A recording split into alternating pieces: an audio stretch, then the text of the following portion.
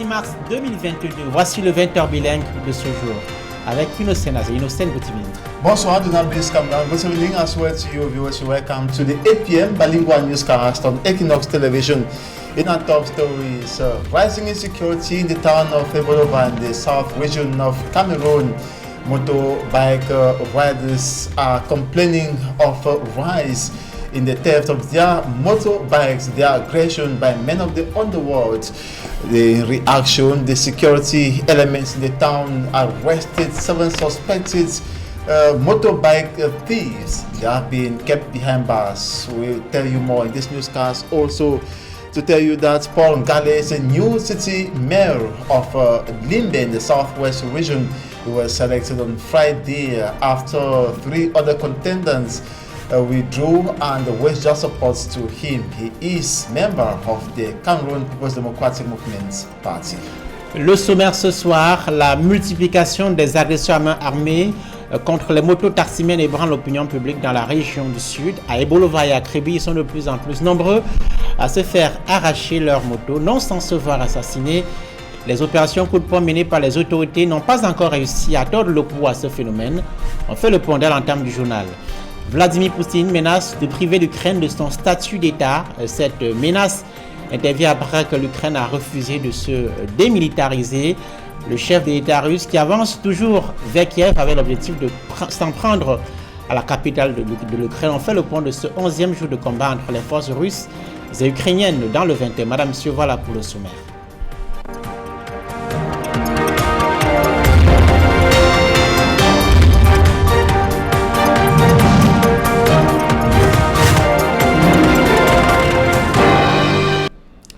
Merci de nous préférer. Ils ne savent plus où mettre la tête. À Kribi et à Ebolova, les conducteurs de moto ont perdu le sommeil face à la multiplication des agressions à main armée. Dans le meilleur des cas, leurs motos sont arrachées, mais bien souvent, ils perdent la vie lors de ces agressions. Les opérations coup de poing menées par les autorités peinent à tordre le cou à cette insécurité. Bien souvent, les auteurs de ces actes sont libérés d'après les témoins. Les précisions à Ebolova de Joseph Abena et Roger Takala. L'interpellation de 7 présumés braqueurs des conducteurs de moto-taxi ici à Ebolova fait grand bruit dans la cité. Plusieurs conducteurs de moto-taxi ont déjà été victimes de ces actes de barbarie. Moi j'ai pris 2 billets à Mekalad pour l'amener à Essingili. Au retour, il y avait un 5 gars placé à route qui m'a stoppé. Il me disait, gars, laisse-moi à Lisboa. Pardon, j'ai 100 francs. Je ne savais pas qu'il y a le 2 Ambrose.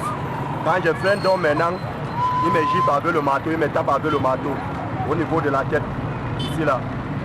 C'était au niveau de ma tête. Les 2 ont sorti Ambrose. Donc ils étaient à 3. C'est là où on a pris la moto. Pour atteindre leurs victimes par des embuscades, ces braqueurs mettent en œuvre plusieurs stratégies visant à tromper la vigilance des pauvres conducteurs de moto-taxi.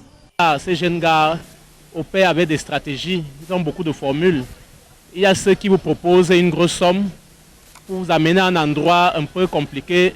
Vu la chasse d'argent, vous partez alors qu'ils ont tendu l'embuscade là-bas avec d'autres complices. Et dès que vous arrivez, ils font semblant de dire que laissez-moi ici, avant peut-être la destination. Quand vous arrêtez brusquement, soit c'est la corde qui met au cou, soit c'est le marteau qui frappe sur votre tête. Et quand vous voulez résister, ils vont jusqu'à vous tuer, jusqu'à vous éliminer. Il y a le phénomène des jeunes filles que nous portons. Vous savez que nous passons tout le temps sur le froid et quand nous portons une jeune fille, peut-être à une certaine heure, nous savons directement que nous allons la conquérir. Et pourtant, elle est la part envoyée par les bourreaux. Quelle que soit la destination qu'elle va donner, nous sommes obligés d'aller vers cette destination alors que le piège est tendu par là. Comme conséquence de ces agressions, plusieurs conducteurs de moto-taxi sont jetés en prison par les propriétaires des motos volées lorsqu'ils ne perdent pas tout simplement leur vie. Souvent interpellés, plusieurs de ces braqueurs présumés sont souvent relaxés au grand étonnement des citoyens. Ce groupe que vous voyez qui est enfermé là, c'est les tueurs. Moi je vous dis la vérité. Les gars sont morts aujourd'hui à cause de ces gars que vous voyez là. Et j'ai confiance à ces gars-là que même étant en prison, peuvent négocier. Parce que les gars qui sont prêts avec l'argent peuvent sortir à toute heure. Non, il faut que les autorités mettent l'œil sur cette groupe qui va monter là. Parce que si on les laisse encore, je vous assure, ça sera grave. Parce que moi, je connais qu'ils sont prêts. Parce que l'année passée, moi, j'ai fait qu'on a mis main sur eux. Mais ils ont négocié dans les sommes de 800 000 francs. Et ils sont sortis. Et c'est aujourd'hui qu'on les arrête encore. Les motos volées sont souvent revendues à vil prix dans les autres métropoles.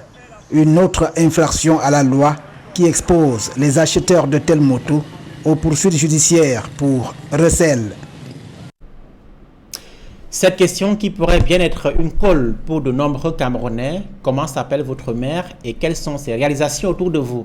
Eh bien, d'après une enquête de la société civile, très peu de Camerounais s'intéressent aux actions de leurs magistrats municipaux. La faute à une crise de confiance entre les autorités et les populations, mais également l'absence de l'éducation citoyenne de masse. À Bafoussam, dans la région de l'Ouest, une plateforme vient d'être mise en place avec pour finalité de renforcer la collaboration entre les citoyens et les municipalités. Leclerc Sakem et Robert Kenyé. Au Cameroun, la participation citoyenne aux projets de développement exécutés au sein de leur communauté reste bien faible. Les populations s'intéressent peu ou presque pas des réalisations entreprises au sein de leurs municipalités respectives. Dans nos différentes communes, nous connaissons réellement le désintérêt de la population en ce qui concerne la chose publique, en ce qui concerne les gestions des communes. Nous connaissons combien désœuvrées et déçues les populations sont et ne s'intéressent carrément plus à la gestion des différentes communes. Un parallélisme qui ne profite pourtant pas à ces populations en général et aux couches vulnérables en particulier. Le manque d'éducation de masse, l'absence de dialogue entre élus locaux, autorités et les administrés sont pointés du doigt. D'éduquer la population à ce qu'elle puisse s'intéresser vraiment à la chose communale. Parce que tout ce que nous faisons, c'est pour la population, c'est pour les citoyens et c'est pour eux que nous travaillons. Ils doivent vraiment s'impliquer. Parfois, on réalise, les populations ne savent pas qu'on a réalisé. Des constats qui ont amené les acteurs de la société civile dans la région de l'Ouest à mettre sur pied un projet de renforcement des piliers d'intégrité dans la gouvernance locale à travers la participation citoyenne et l'utilisation des techniques novatrices pour le suivi et la dénonciation des pratiques pas orthodoxes des affaires locales. Une fois qu'on a élu, on ne s'occupe plus du reste. Nous avons également constaté que la couche la plus défavorisée, c'est la jeunesse qui se désintéresse complètement de la chose politique, mais surtout en ce qui concerne leur collectivité territoriale décentralisée. C'est la raison pour laquelle nous avons plusieurs fois organisé les ateliers de formation sur la question de la décentralisation. Ça s'est soldé par l'échec, entre guillemets, parce que beaucoup reviennent nous poser la question de quoi il est question après la formation, qu'est-ce qu'on fera. C'est la raison pour laquelle l'année dernière, on a donc orienté la problématique de la décentralisation avec l'avènement de la loi sur comment faire pour amener les populations, les jeunes et les couches les plus défavorisées, notamment les femmes, les personnes vivant avec un handicap, s'intéresser à la question politique. 8 communes sont recensées à travers la région de l'Ouest pour la mise en œuvre du projet. Un site internet désormais fonctionnel pour permettre l'interaction et les dénonciations de la part des citoyens. Comment assurer l'autonomie financière de la femme? La question se pose à 2 jours de la 37e journée internationale de la femme. L'absence d'activité génératrice de revenus est en effet l'un des facteurs principaux de vulnérabilité pour les femmes. Quelles sont les réponses des collectivités territoriales décentralisées? La réponse de la commune de Yaoundé 6 dans ce reportage que signe Rodrigue Ngassi et Ben Christi Moudio. La célébration de la Journée internationale des droits des femmes soulève la problématique de leur autonomisation au Cameroun. Au rang des initiatives visant à garantir aux femmes une indépendance financière, l'on compte les actions des communes.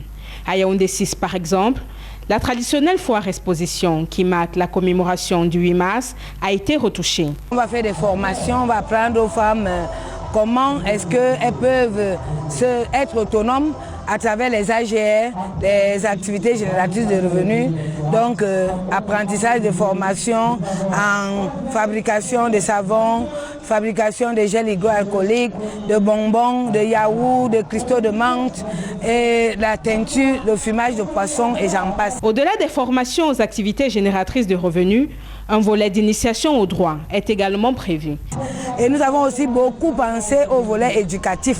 C'est pour ça que lors de cette édition, nous avons programmé beaucoup de conférences, de débats sur déjà le thème de cette édition et aussi sur le leadership féminin.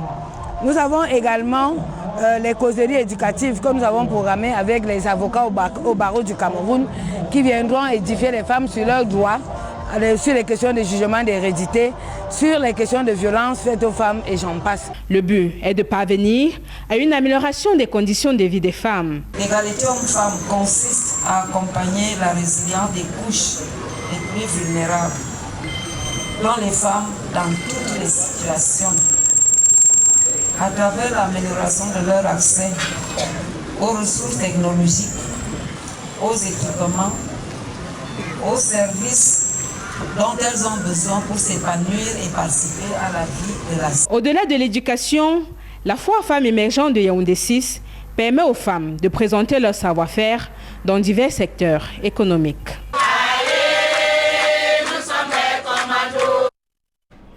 Le département de la Bumba Ngoko dans la région de l'Est était jusque-là l'un des principaux points de passage des groupes armés centrafricains. Il y passait avec une certaine facilité pour mener des attaques en territoire camerounais. Le bataillon d'intervention rapide vient d'installer un poste frontalier. L'objectif est de repousser les incursions des bandes armées centrafricaines. Chez la population, c'est un ouf de soulagement. Le reportage à Bertois de Benjamin Essam. La région de l'Est fait face depuis quelques années à plusieurs menaces sécuritaires, dont la crise en République centrafricaine. Nous courons des risques d'incursion de ces derniers, avec notamment des phénomènes comme des prises d'otages pour demander des rançons, ou alors servir de base arrière dans notre territoire. Ça, c'est la principale menace, on ne peut pas l'accepter. Mais à côté de cela, vous connaissez bien la région de l'Est. Vous savez, nous avons des ressources minières ici. Et nous devons lutter contre, n'est-ce pas, le pillage, le gaspillage de ces ressources minières-là. Face à tous ces défis, une stratégie visant à sécuriser le département de la Bumba Ngoko et sa frontière avec la RCA a été pensée. J'ai constaté que le long de notre frontière fluviale, côté Cameroun, il n'y avait pas de poste de sécurité ou de défense lorsqu'on part de Libongo à Sokambo ou bien lorsqu'on part de Libongo à Bayanga. Nous avons dressé notre rapport dans lequel nous avons proposé la création des postes de sécurité le long de nos frontières. D'où la construction par le chef de l'État du poste frontalier Bir de Libongo, un joyeux bien équipé qui fait désormais la fierté des populations et du deuxième Bir. Nous ne demandons pas à ces populations-là de prendre les armes pour combattre les rebelles, non. Ça, c'est notre boulot. Ce que nous leur demandons, c'est nous fournir le bon renseignement au bon moment et à temps pour que les forces de défense répondent efficacement à ces menaces-là.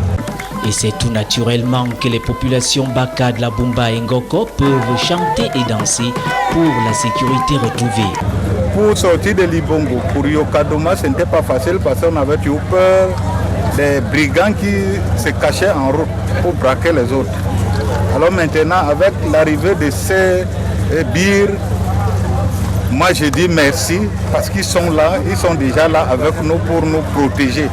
Rappelons que le poste frontalier Bir de Libongo est la 9e base construite depuis 2021 le long de la frontière avec la République centrafricaine afin de juguler l'instabilité socio-politique dans ce pays voisin. La rédaction d'Equinox Télévision condamne avec la plus grande fermeté la violente agression dont a été victime son correspondant à Baganté dans le département d'Yaoundé dans la région de l'Ouest.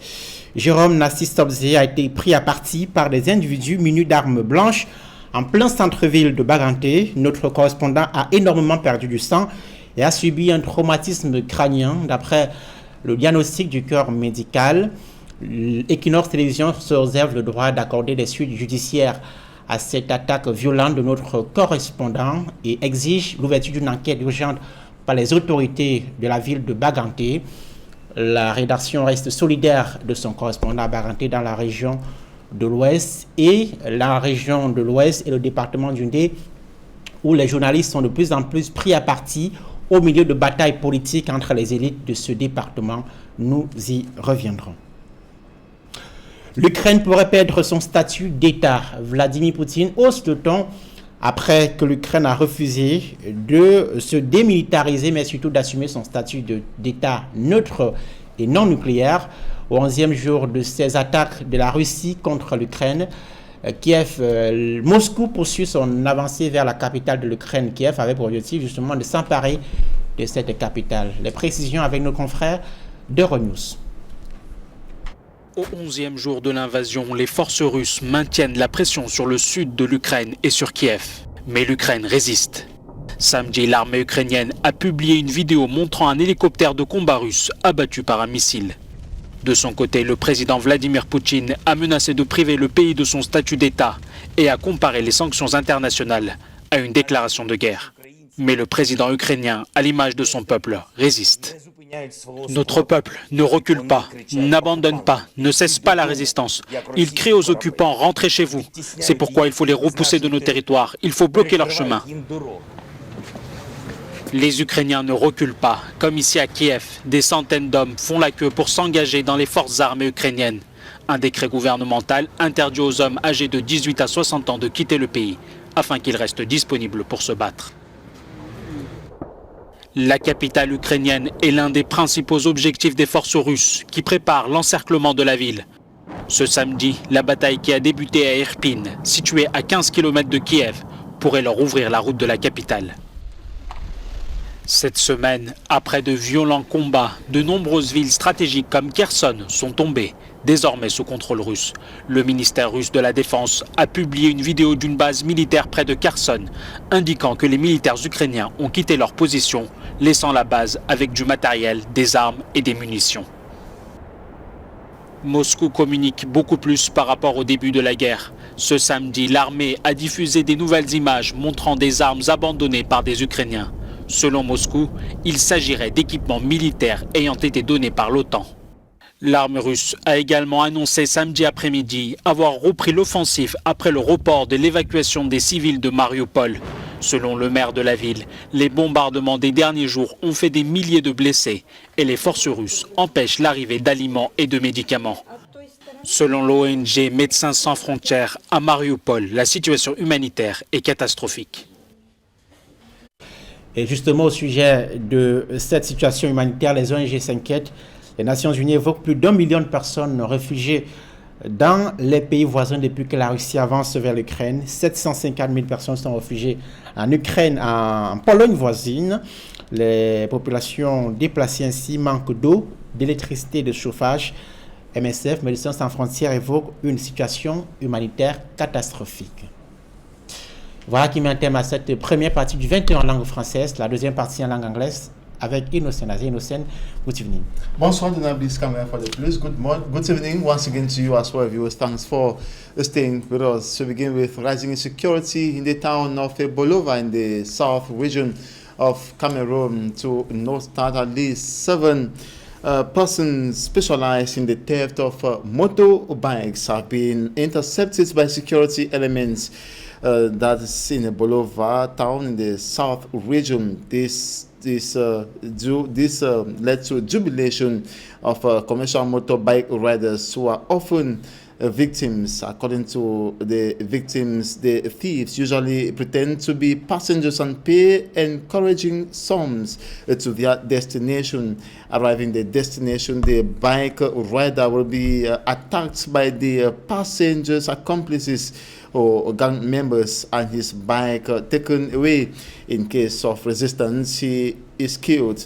Others will employ a young lady to be the passenger to a destination they will be waiting to act. Many bike riders are said to have been jailed by their bosses for not being able or incapacitated to recover the bike. Bolova city dwellers, especially victims, regret that bike thieves, when arrested and jailed, always negotiate with fabulous sums for their release. by security elements, and consequently they are seen around by the population. They, however, hope this will not be the situation with the 7 bike thieves arrested this weekend. Over in the west region of the country, notably in Bafoussam town, it is a little boy who has been burnt by a certain woman who has now been arrested and is behind bars. The population is still in shock regarding the incidents. Simanjikan Gabriel tells us more. 5-year-old Simo in pains on a hospital bed in Bafoussam, west region of Cameroon. Simo is in pains as a result of his mother, Mefire Bernadette, who poured hot water on him while he was deep asleep. She had at one time used a knife in cutting the fingers of little Simo. We took her to the chief's palace, but the case died down. Now I'm home. She boiled water and threw on the child's body when he was sleeping. She is a very wicked woman. Let the government do something about her. Worst of it is that she is telling lies that the child got himself dirty after he was sent for an errand. This disheartening incident occurred at the Tougan neighborhood in Bafoussam when the father of little Simo, Kwayeb Marcel, wasn't around. C'est un passant qui passe, il vient m'aviser. It was a passerby who came to alert me that my wife has poured hot water on the body of the child, and security forces have come to take her away to save her from the hands of the angry population. When I arrived home, I saw the horrible situation of the child and was speechless. The last time she touched the child, the quarterhead said if it repeats itself again, she will be locked up. Battu sur l'enfant, on est allé même chez le chef de quartier parce qu'elle a battu sur l'enfant. Raison pour laquelle on a refusé, le chef de quartier qu'elle ne tape plus à jamais sur cet enfant.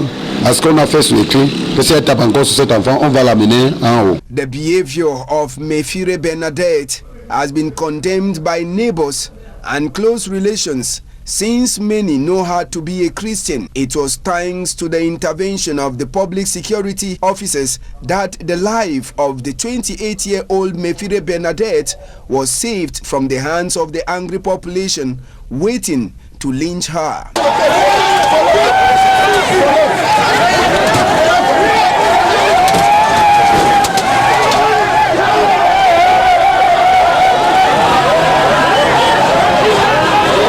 An urgent contribution was done immediately by the population of Tougan neighborhood in order to rush little Simo, who had second-degree burns on the body, to a hospital facility for treatment to commence.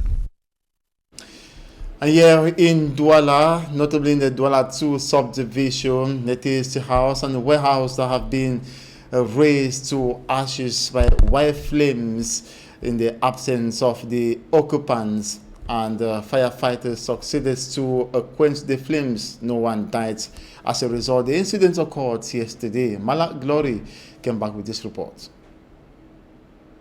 Smoke still emit from the building and the warehouse.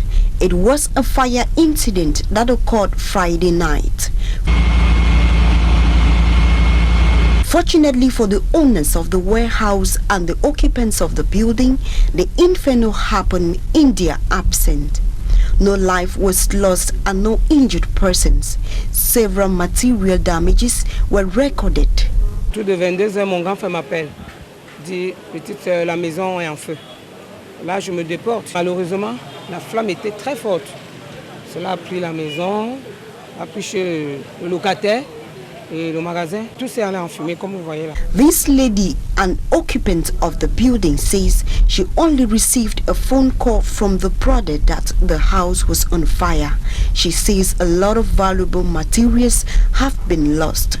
As the victims of this incident pick up their remains, the cause of the fire remains unknown. I will now take you to the southwest region of Cameroon to talk about the Cameroon Development Corporation, the CDC, where the general manager of that cooperation has called on the youth to change their mindsets of always waiting on government for jobs. Franklin Nje was speaking today in Boya at the launch of a fish farm, an initiative of a youth in that part of the country. Derek Jotto was there and now reports. Each year in Cameroon, thousands graduate and then come straight here in the cities where they qualified as the job market. If you want to compare the number of jobs that are created and the number of job seekers, the discrepancy is like day and night. It's something else. You will see that there are more jobs which are less created, but there are more job seekers. So it's a very big problem in our context, a very big problem in our country. That is why Today, experts are calling on these youth to be flexible and cultivate a different mindset. So when you're a job seeker, be flexible, build your capacity, invest in yourself so that opportunities, when they come, you can grab it from any other field. And in Boya, one youth has taken things more practical, moving from the city center into the farm. And so I'm telling the Cameroonian youth that job is not our problem, our mind is our problem. Let's start recreating our mind, and we will provide jobs for ourselves and provide jobs for those who are actually looking for jobs. Launching one of his projects in Boya, Teke Samuel says he is on course to solve a problem he had identified in Cameroon.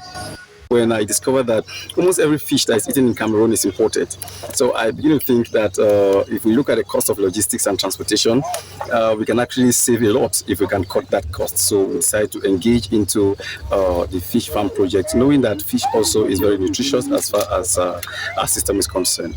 At the launch of this ultra-modern fish farm, the general manager of the Cameroon Development Corporation, the CDC, Jeff Franklin, advised other youths to emulate the example of Teke Samuel of Tex Global. I'm only repeating, it is an example of innovating. It is the wish of this initiator to extend and create branches in other regions. Still the southwest region of Cameroon, this time in Limbe, Paul Ngale is the new city mayor of Limbe. He was voted by Limbe 1, 2, and 3 subdivisional councillors on Friday to succeed late Smotanga Andrew Mojumba. 4 candidates were vying for the position before starts of the election. The 3 others declined and waived their support to Paul Ngale, who stood uncontestable. Paul Ngale is a councillor of the Limbe 2 Subdivision Council, a master student at the University of Boya. He is member of the Holy CPDM political party. We talk about the International Women's Day that comes up on Tuesday, that is March the 8th, 2022, to say Cameroonian women are getting up preparations ahead of the celebration. In the Yaoundé 6 subdivision, the council organizes activities to empower the women, activities that will go a long way to also give them productive capacities. According to Simone Virginie Nga, Deputy Mayor of Yaoundé 6 Subdivision, the women in her municipality are being drilled on income-generating activities like savon making, production of alcoholic gel, sweets, yogurts, carving, smoking of fish, and lots more. Conferences have also been organized for the women to understand